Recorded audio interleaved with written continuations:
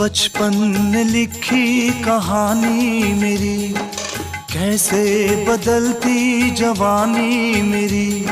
सारा समंदर मेरे पास है, एक बूंद पानी मेरी प्यास है, मेरी प्यास है, मेरी प्यास है।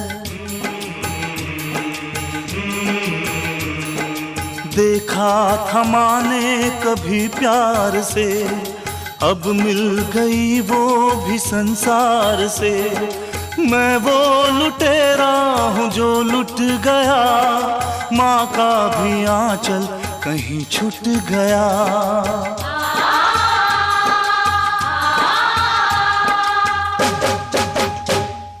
नायक नहीं खलनायक हूँ मैं। मी बरं आहे तर